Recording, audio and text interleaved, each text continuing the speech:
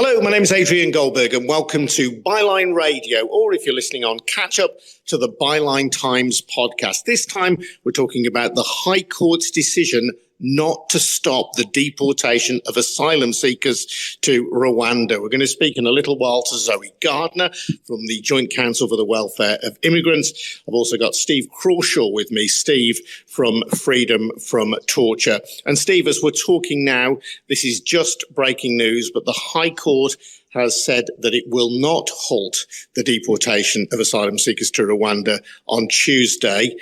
Tell me what that means and what your reaction to that is, please. Well, of course, it's disappointing news that we're not seeing an absolutely clear full stop coming from the court and from the judge on this today. What we did hear was the UN Refugee Agency was in court and deeply unhappy at the false representations, in effect, that the government had been making about this policy. So on Tuesday, a number of those who might have been deported to Rwanda, that's not happening. That's been stopped. But the blanket stop that Freedom from Torture and a number of other organizations were in court today, again, something will come back on Monday, we're asking for. That hasn't happened, but this is part of the beginning of a process, if you like. The judge made it clear that this is not a judgment saying it's okay to do it.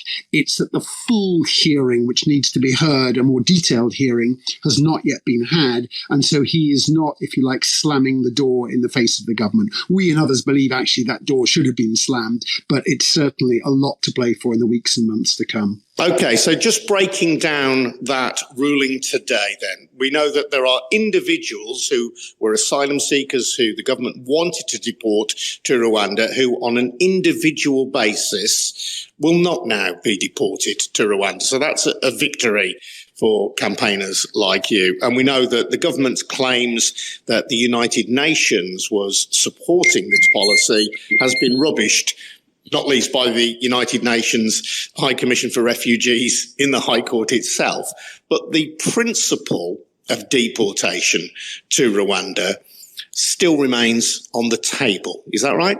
That's correct. So basically that hearing or multiple hearings, it's quite possible that groups will come together for the simplest possible legal process in what inevitably is very, very complicated. That the judicial review, so-called, of looking of is this legal or not, that will happen over a more prolonged period. And so if you like, the emergency injunction of saying stop, stop, stop until we know, that hasn't happened. But those bigger question marks are still on the table. And I think many people, I say from the UN refugees, all of those dealing with refugees, many people in Britain and across the world who are looking just at the basic humanity of this are deeply concerned. But that all of those questions are yet to be answered in the British court. So there'll be a further hearing on Monday, but the deportations are due to start on Tuesday. Is it likely that some people, before that big hearing has been heard out, will be deported to Rwanda? That is the implication of what just happened, literally in the last few minutes, and that judgment from the High Court now is that a plane will leave with, or perhaps more than one, but some people will be sent. That is the clear implication of what's happened today. And therefore, we can expect, to be honest, some very troubling consequences of that as well. We already know that those who might have been deported included those fleeing the worst things from Afghanistan, from Syria, a police commander who had defied orders in Iran. All of these were in the mix, if you like. And so, yes, there will be some who, on the face of it, what we're seeing today as a result of that judgment that we've just heard will be on that plane on Tuesday. Steve, stay there if you would, please. Let's bring in Zoe Gardner from the Joint Council for the Welfare of Immigrants. And Zoe, as we're speaking, this is breaking news, but is what Steve has said also your understanding of the High Court ruling? Hi there. Thanks for having me. Hello. Yeah. Yes. No. I agree with Steve, and I think it's obviously it's devastating setback in terms of we really hope that the court would find that this plane should not take off. We've got everything still hoping on the appeal on Monday, but in the meantime, I think that these legal challenges are vital. It's so important that we have the chance to to bring cases like this, that refugees have the chance to have their rights defended in the legal process. But if we think about what will really stop these flights, what will stop the flights in the long term, because, if we manage to stop one, the government is determined and they will try to do it again. I think what's really going to stop it is people stepping up, people speaking out, people showing that this is not the vote winner that they think it is. I mean, if you think about the situation the government's in right now, they're in a really precarious position, and they're trying to use this horrendous deportation as a distraction and as something to shore up Boris Johnson's position and to show that he's capable of achieving something really, really cruel. And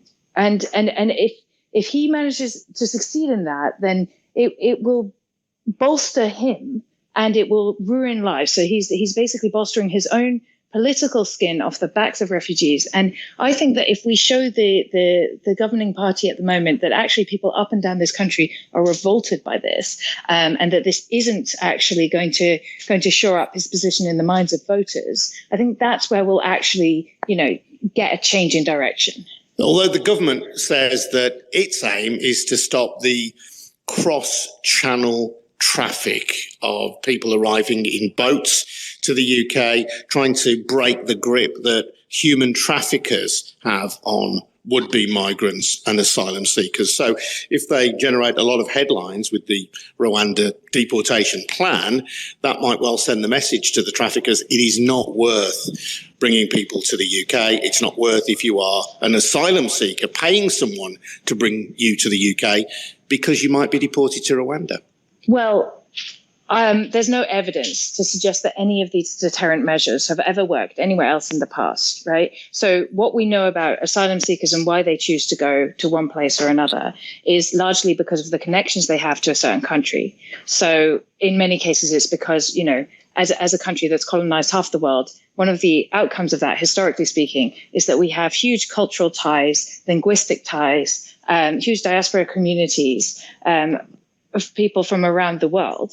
And so it's completely natural and on that basis that people decide that they want to come to the UK. It can be because they also have family members already settled here and so on.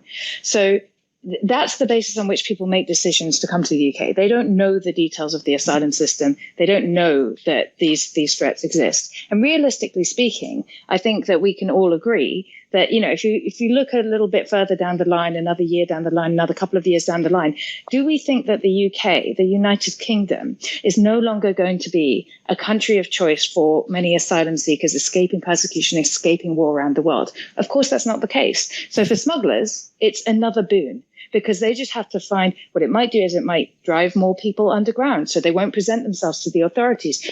But there's always been ways for smugglers to get around the authorities, get around these issues. And people will still try to come here because we are a safe country. We're a country, as I say, with all of those ties to the rest of the world. And we're a country where people believe that their human rights will be respected. So people will still try to come. Now, it may disrupt this precise way of them coming for a while. That's possible, although there's no real evidence of that either.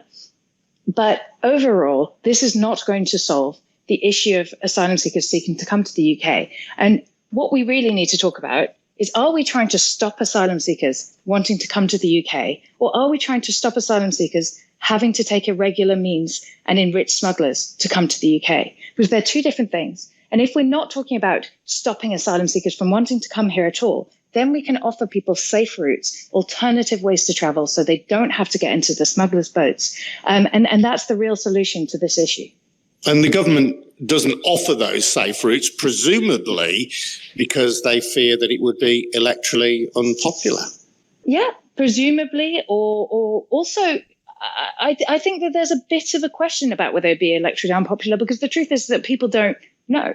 People think that there are safe routes. They massively overestimate the number of people who come to seek asylum in the UK. People don't know the reality of this. What we have is an entirely twisted perception of it through the media. It's not normal that, an asylum system that welcomes 40,000 odd people per year is front page news every single day for 11 months of the year, usually. It's not a normal situation. So actually the perception is completely divorced from the reality. And what the government could do very easily, really, is introduce more safe routes without that perception being significantly impacted because, as I say, people don't know the truth. People don't understand the real numbers. So if the numbers actually were to change and we were bringing in more people through safe routes, I don't think that would have an electoral cost. Steve, I realise that everybody is different and we can't generalise, but I'm going to ask you to generalise all the same. But who are the kinds of people who might be deported to Rwanda? And what are the examples that you've been successful in objecting to? Where have people been able to argue, I shouldn't be deported to Rwanda? On what grounds? Well, the first thing to say is that contrary, as Zoe has rightly described, there's incredibly false narratives that the government is constantly pushing out on these different things. But the first thing to be aware of is that those who do go through the processes which are there and exist under the terms of the Refugee Convention, the overwhelming majority of those who seek to get here are acknowledged as genuine refugees at the end of that. Yeah, I think we did a podcast on that a few weeks ago, Steve. Yeah. I think 75%. That's right. Would-be asylum seekers have their claims approved. So yes, and I'm really glad that you did that. I think it's fair to say most people, if asked, would get that figure completely wrong, and certainly the government would be very happy if we got that wrong. They're implying it's false narratives. So they, unsurprisingly, they are fleeing the worst of the worst in different places. So those who come through the doors of freedom from torture, where what we do is my colleagues are working on the rehabilitation, the therapists, the psychologists, and so on, working on the rehabilitation of torture survivors arriving in the UK. Those come from, for example, from Afghanistan, from Iran, from Syria, from Sudan, Democratic Republic of Congo, different places around the world. What they have in common, Sri Lanka is a place that many have come from over the years to freedom from torture. So what they have in common is that they have gone through horrific stuff at home. And it's important to remember that often those journeys that people have taken have themselves been incredibly complicated. The government produces this narrative as though you can somehow rock up at your local airport and, step onto a plane and get a nice plane to Heathrow and say, hello, I'd like to stay here. Well, of course, actually, you're not allowed to get onto that plane in the first place unless you've got the paperwork. And the circumstances are that getting that prearranged paperwork is almost impossible. So legislation which the government, despite the very, very worthy resistance in the House of Lords, including from a number of former Supreme Court judges and others who are quite appalled, the government has pushed through legislation which basically turns anybody who hasn't got pre-authorization for turning up here into what they would call an illegal arrival, which completely overturns the very principles of the Refugee Convention that were there. So to go directly back to your question, have definitely gone through very bad things in those obvious kind of conflict spots or most repressive countries around the world, which until a few years ago, until recently, the British government was ready to accept the principle that, of course, we should then be looking, and a government has the right to look about whether somebody is telling the truth about where they have come from and have not, and whether there are genuine threats there or not. That's an absolutely legitimate process. But what the government is trying to throw all of that out and just say, you've arrived, you don't have the paperwork, in which case off you go and we kick you thousands of miles away. At the moment it's Rwanda, but they may well try and put other countries onto the agenda as well. Sure, but I mean, you mentioned there were, I think, at least 3 of the people whose cases were heard today at the High Court were successful in their individual appeals. So what are the grounds on which you can successfully appeal against deportation to Rwanda?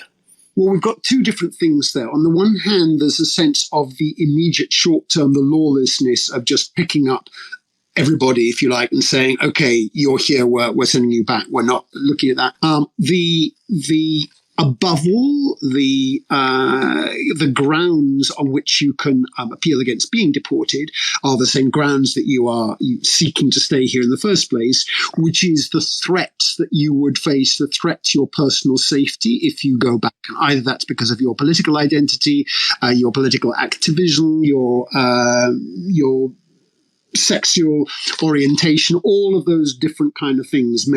Your religion may be a reason for persecution. All of those different things may be a reason for you suffering. And you have to make the case that in the place that you've come from, this is how much danger you would face. One important lie that the government constantly tells again and again and again is the idea that if you have set foot for 3 milliseconds in some other country, then somehow you shouldn't be arriving in the UK because you have been to another quote unquote safe country. That is a completely misleading statement because, of course, anybody who's left their own country will have traveled through some other countries en route to the place they're trying to get to.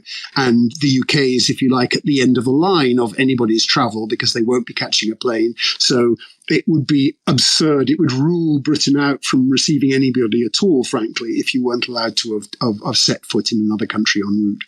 Sure. No, I was just intrigued, though. I mean, clearly, asylum seekers will have grounds for leaving their country of origin, and they may be of the various kinds that you described. But the High Court has clearly said that there are some instances in which you cannot be deported to Rwanda, but presumably some instances in which you can.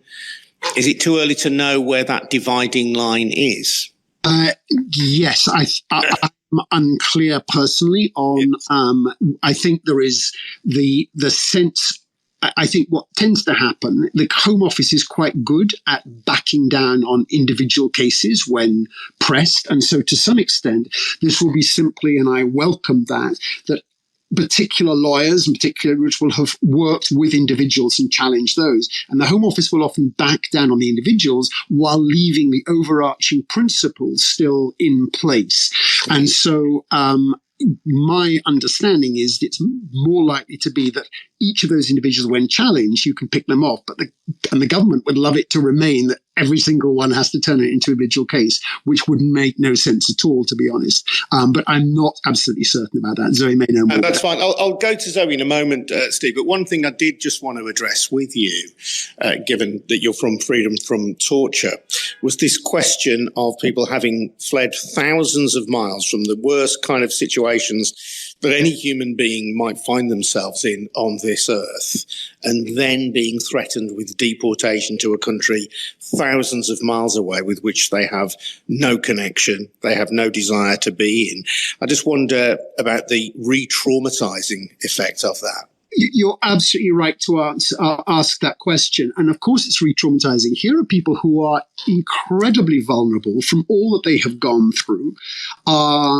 Indeed, Freedom from Torture's own building was deliberately, the architecture was built to be the opposite of the things that people are frightened of. In other words, with light and with curves and with green space there, because even being in a small room can sometimes be re-traumatizing for those who have suffered things in those circumstances.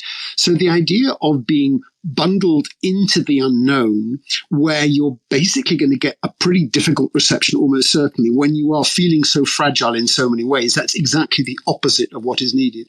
That, of course, doesn't even go to the point yet, which is also true, that there is the issue of simply being picked up and dumped thousands of miles away with no connection to that country at all. You may have many reasons for wanting to come to the UK, which may include knowledge of language, relatives who may be here, and all of those kind of things. None of that will be there.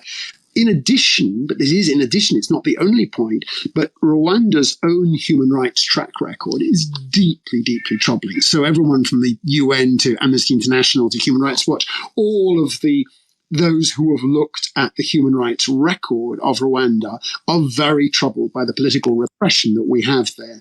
And indeed, we at Freedom from Torture have had those fleeing Rwanda because of torture there are coming through our doors in the UK.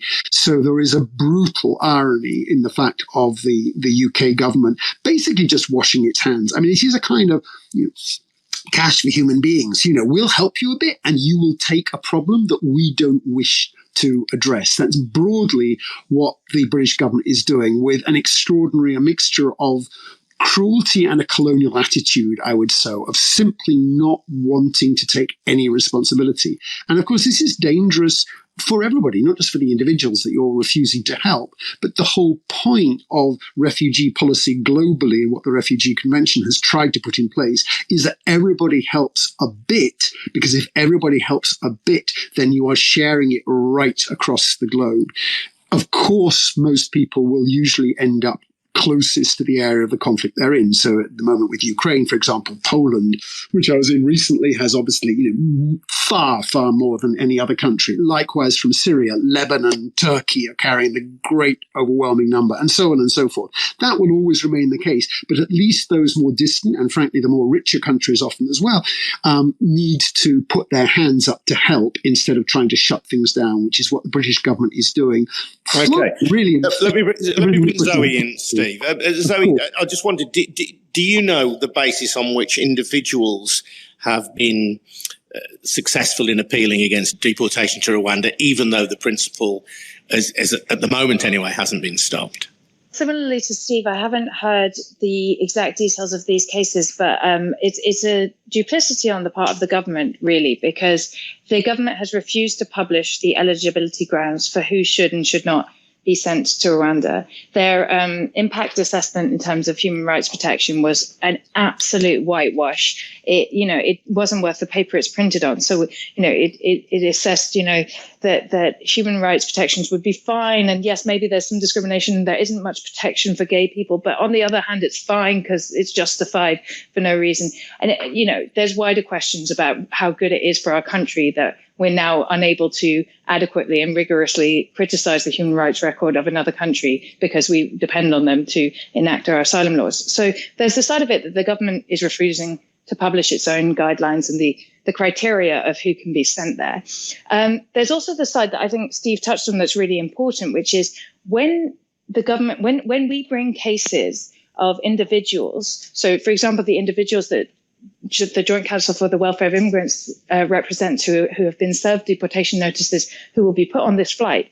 They're two young Syrian men. They both have family members settled here in the UK. And so you could argue, in theory, and I don't know if this is exactly what's happened in this case, but you could argue that it would be unduly harsh to ask them to resettle in Rwanda. Maybe they have mental health struggles because of the trauma that they've experienced. Maybe that can be shown to be going to be exacerbated to a huge degree being in Rwanda. Maybe it can be shown that it would be beneficial in their individual cases because of their family members here to keep them here. And when those arguments are made, the really important thing is that the Home Office steps back. Exactly as Steve said, they take away the removal notice for that individual because that individual has a lawyer who knows how to argue for their rights. That means we take away their deportation order and that argument cannot be used against the wider flight. And what we know is that there are lots of people who will be on that flight on Monday, if it goes ahead, who have not been able to access a lawyer. They've been held in detention. They don't understand what's happening to them. They may have arrived here very recently. They may have poor English skills. It's been very difficult for us to work out who is on this flight, how we can help them, how we can reach them because they're in detention. Those will be the people who we won't be able to get off the flight. And that is a tactic deliberately used again and again by this government. Yeah, Tuesday, I think, is the due date of the flight. So from your point of view, Zoe, even if this flight does go ahead on Tuesday as scheduled, you're determined to dig in for the long run and fight for this principle and to have these deportations overturned. Absolutely. And as I was saying before, the legal challenges are an important part of that, but they're not. This is a cultural problem. This is an issue of our government shoring itself up off the back of refugees. This is a problem of them deliberately driving hostility towards a, relatively speaking, small group of extremely needy people and trying to pit them against us because they can't get a handle on the cost of living crisis, because they've lied and broken the law in public office and they want to distract from that. And that's not going to go away until we all stand up. And so if this flight goes, or if we manage to stop this one flight as well. In both cases, actually, what's really important is that we keep up the momentum of this campaign. And I think we can go in lots of directions with that.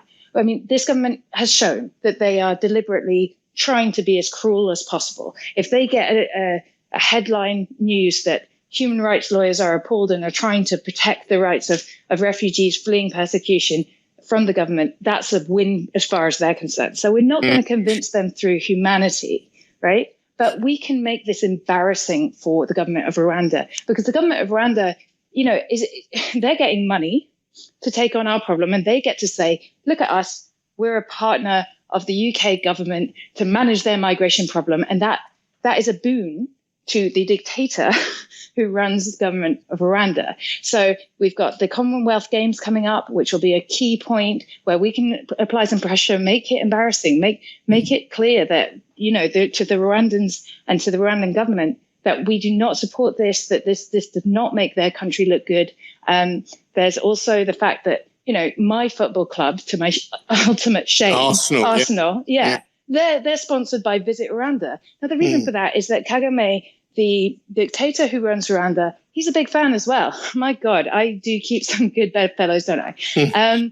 But he's a huge Arsenal fan, and I think it would be really personally harmful to him that if Arsenal stood up for something good for once and said that they would drop that partnership, that sponsorship partnership, if this deal continues. So there's a lot of ways in which we can put pressure on this, and in other places in Israel where this has been done before, it took them a few years. Campaigners wouldn't let go. They kept making it embarrassing for Rwanda because Rwanda had a deal to take in refugees from Israel, and they managed to get it dropped. And we can do that too. So let me just put a final thought to Steve. I mean, Steve, you've talked about the media narrative, and we know that there are newspapers, in many cases, run by people who effectively have non-dom status in the United Kingdom, people who don't live here, like Rupert Murdoch, people, I'm thinking of like the Barclay brothers, who run the Telegraph, the Lord Rothermere of the Mail Group. I mean, ironic really, but, these are people who are responsible for some of our best-selling tabloids, and they will drive an agenda to support the government on this, won't they? Through the Telegraph, through the Mail, through the Sun. That will then get presented in headlines on tomorrow's papers today, or what the papers say. And the appearance of endorsements from those newspapers may not reflect what the British public thinks, but it will become a dominant narrative in our media landscape. It will then become the source of further discussion, framed in a negative way against asylum seekers. You're right that the challenge is very great, but I'm glad that you made a distinction there between particular segments of the media, which are indeed, as you say, very big selling, and British public opinion more generally. Because we're seeing it, for example, some of the airlines who may be involved with those deportations. It's been great to see they've been forced to back down and to potentially drop out, to rule themselves out from being involved because of the strength of public opinion. And Zoe's organisation and my own have both been involved in some campaigning on that to get some real impact on that.